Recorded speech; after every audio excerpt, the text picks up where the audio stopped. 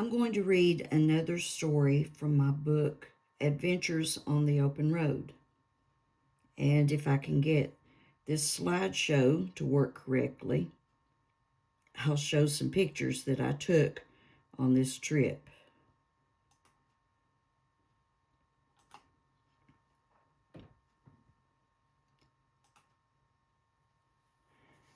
I asked my cousin to go with my son, my dad, and me on a trip to Charleston, South Carolina. Daddy had mentioned that he would like to visit the city that had been ravaged by an earthquake back in 1886. You really would have to know my daddy to understand the significance of that.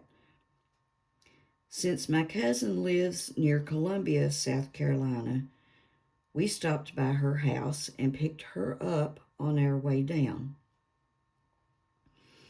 As we were traveling on US 17 North toward the eastern side of Charleston, we approached the Ravenel Bridge. I told my son we weren't supposed to cross the bridge before we exited, but there was no exit. We had no choice but to go on over to Mount Pleasant. We turned around at a service station. We crossed the bridge again and found a southbound exit to Morrison Drive, which took us downtown. We toured the beautiful historic homes and had lunch at a local restaurant. We ate at the Hominy Grill, which I understand is no longer operational. On our way out of Charleston, we headed north on US 17, crossing the bridge again to Mount Pleasant. We visited Fort Moultrie and the Charles Pinckney plantation site. We were ready to get back on US 17 toward Myrtle Beach.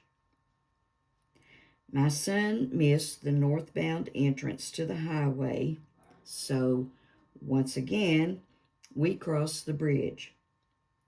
We exited in Charleston and had to drive around for a bit before we found an access to US 17 North. Crossing the bridge for a fifth time, we were finally on our way to our supper destination. My cousin said when anyone asks her if she has seen this bridge, she's going to tell them she has crossed it several times. And if they say, "Oh, have you been to Charleston a lot?" she's going to answer, "Nope, once."